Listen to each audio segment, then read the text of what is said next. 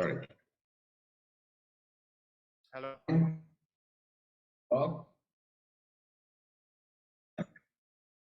Juan is Juan Pablo, consultant at IRENA, and I currently work for the innovation and end use team.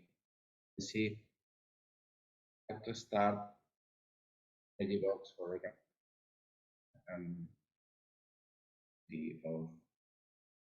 the curious.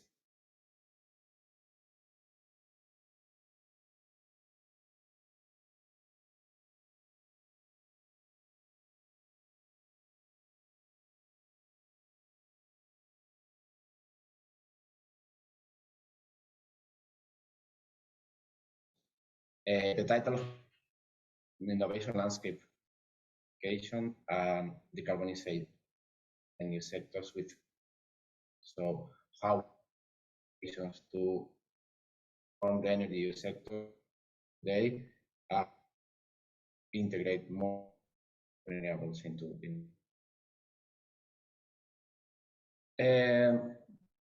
but based on the periodical analysis that IRENA performs every year, and in view of the Paris Agreement goals, by 2050 we foresee, or we are seeing even today, 6 technological avenues, which are those that you can see on the slide, and we can conclude that 90% decarbonization will involve renewable energy and energy efficiency. So this is what should be already priorities. Energy efficiency is a very important pillar that could represent 1/4 of the carbon emission reductions. And then we need to make good use of today's available technologies like electric vehicles or heat pumps and flexibility sources to achieve a 20% impact from electrification and a 25% impact from renewables. Then we also need the support of hydrogen, that it counts 10% of this global picture. But it should support on specific applications or where we cannot really reach electrification with more mature technology. So if we want to achieve what we call in IRENA the 1.5 scenario, in which we keep the raised temperature around 1.5 degrees by 2050, first we need to move from almost 400 exajoules down to 350 exajoules. So this is roughly a 11% reduction on the total final energy consumption. And we should not forget that we tend to think on technologies, but we also need to keep an eye on reducing our energy consumption through energy efficiency, as I said before. And we really see how electricity will play a tremendous role in 2050, moving from a 21% final energy consumption up to 51%. So that will imply replacing traditional technologies that are based on coal, gas, or oil, and use those that rely or that run on electricity. We also see an important role of hydrogen, reaching a 12% from today's basically no share in the final energy consumption. And part of this 12% of hydrogen, roughly 1/3 will come from renewable hydrogen, what we call green hydrogen. Biomass would also have a key role, moving from 3% to 18%, and we see how fossil fuels will be reduced down to 10%. So this is a picture that we foresee for 2050, or what we need to do by 2050 to reach the climate goals.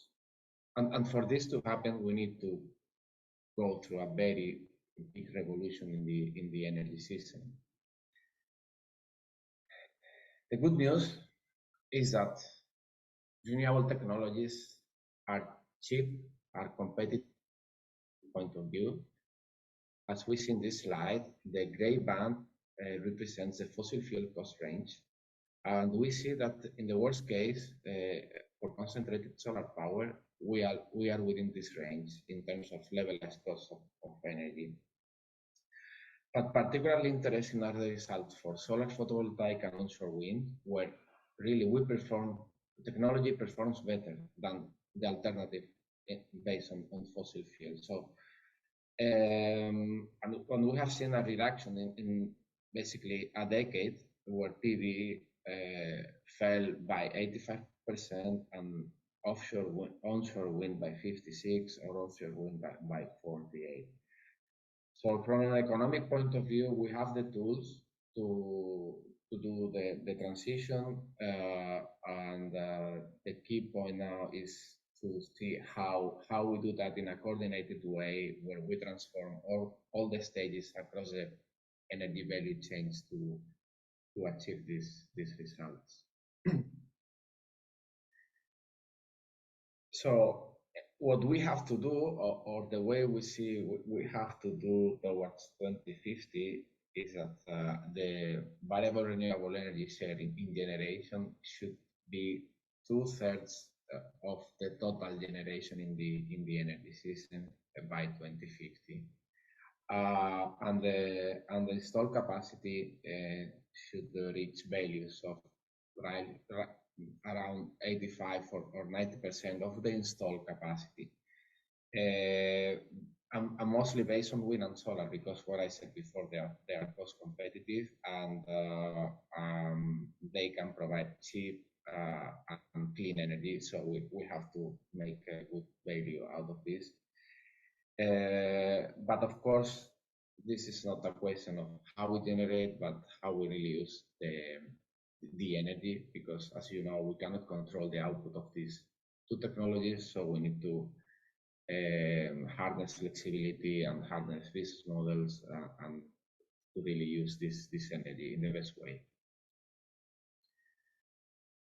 So that's why we need to bring innovation into the energy system to integrate solar and wind power. And we have to do it from a holistic point of view. As I said before, we cannot only focus on technological innovations, because we have today the technology to do the transition, but we have to look into the entire system. And this is what we call systemic innovation. That means looking into the entire system and provide solution in all steps, from the production of energy to the consumption sites.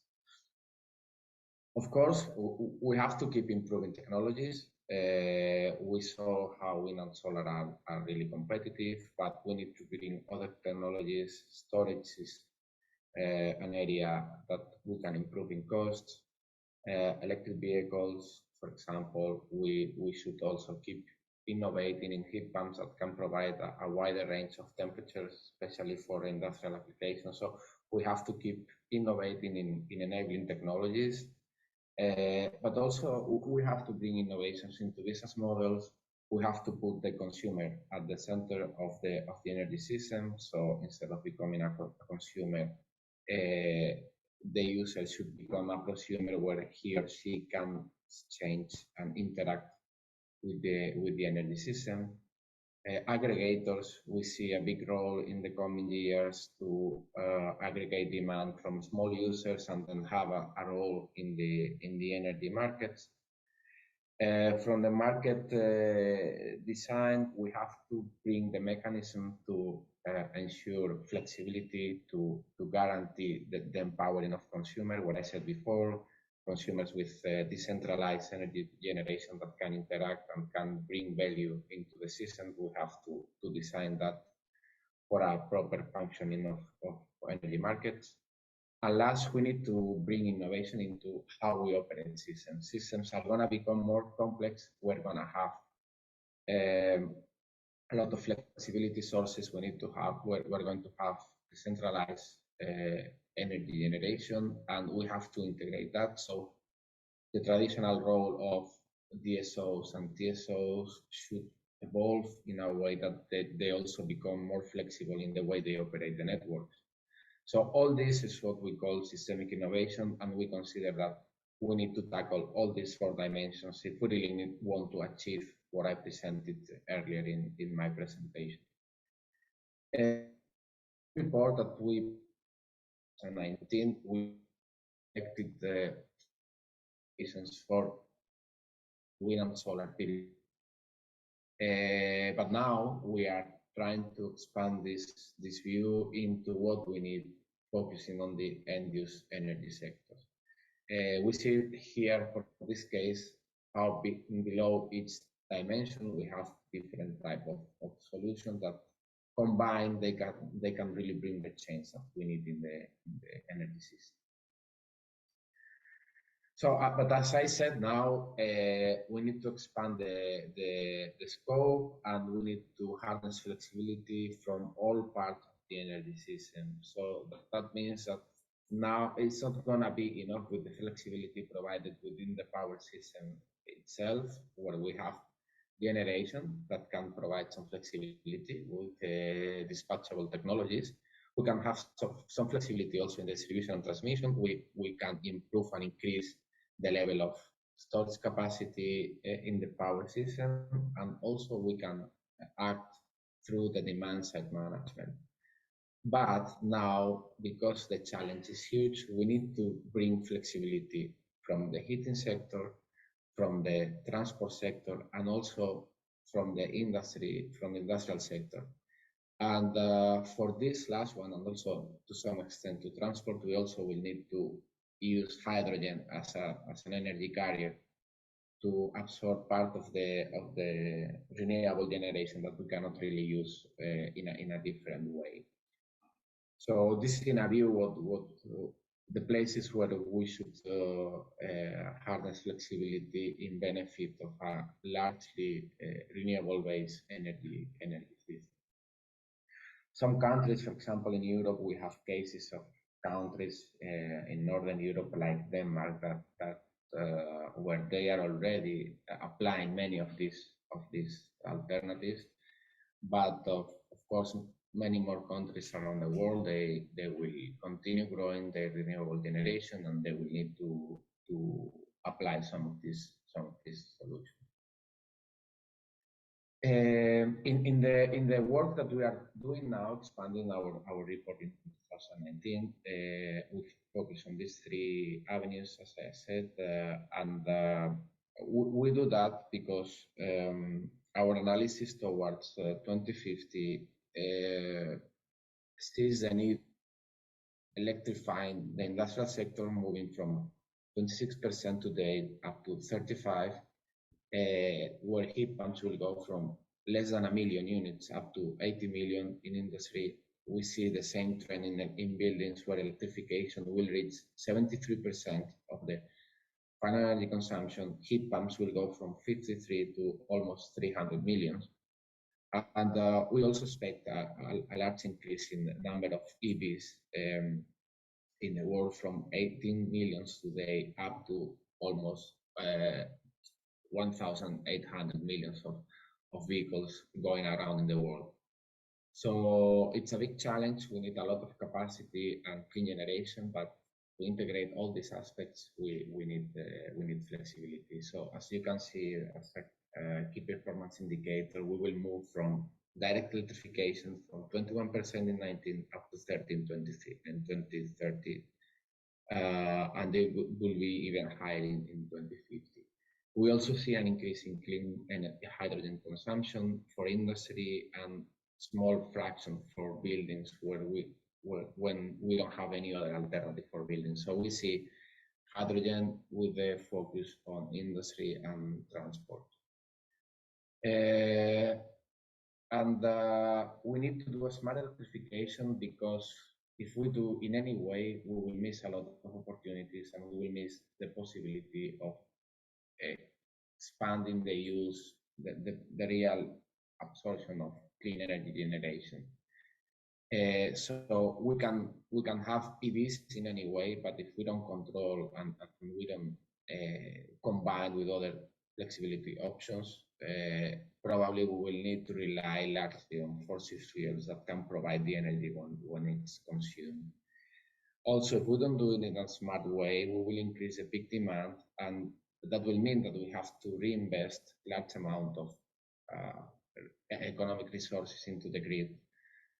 So by doing it smartly and combining sources, consumption, and flexibility, we will reduce the need for reinforcement in the electricity grid, and we will have a more economic viable system, and we will need less installed capacity to really create a green system towards 2050. So we define smart electrification in a simple way as the adaptation of the electricity uses and needs to the energy sectors, and design under the conditions of the power system and under the peculiarities of the power system. So for each specific case, smart electrification is a concept that will adapt to the reality, to the context of each energy system and the context of societies. At the same time, and to illustrate why it's important, the smart electrification, we are working in another report where we explore how to operate distributed. And what we see is that the preliminary results of this study shows that when we bring flexibility, we reduce the peak in the grid. So that means congestion will be lower. So if you see in the B2G graph, we see how the black line it's flatter than in the other cases. Also, thermal storage with heat pumps is bringing some peak shaving in the consumption profile, and that leads to lower energy losses. Here on the right slide, we have huge peaks in losses and huge peaks in congestion and in current going through the grid. So if we bring all these elements together, we reduce losses, and as I said before, we reduce the need of bigger distribution grids and transmission grids. So we really need to do that in order to minimize the potential investment that we need in the grid. Then regarding the industrial sector, and I'm concluding, we have the challenge of temperature. So traditional or heat pumps, they are available today, they cannot cover the full range of applications. So industry is working on specific applications, but hydrogen could be an alternative for them. So that's why we see in this picture how the high priority applications should be for hydrogen in industry, like chemicals or steel, or for example aviation, and we see low priorities in sectors like residential, for example. So hydrogen should focus on those that are more difficult to electrify. What will be the cost for this energy transition as we see and based on what we estimate that we need by 2050? So the cost will increase. It will represent 30 trillion in US dollars by 2050. But if we include all the externalities, we see that we achieve savings in the energy system because we are reducing other impacts that normally we don't take into consideration. So we will have benefits for the human health and the environment that can be quantified in 61 and more than 150 trillion of US dollars if we really achieve what we are proposing to do. So in the end, we can say that it's viable from an economic point of view. Just to have a new version in the sector. Yeah, all for with you and answer any question via email or in another when we have the. Thank you. Attention.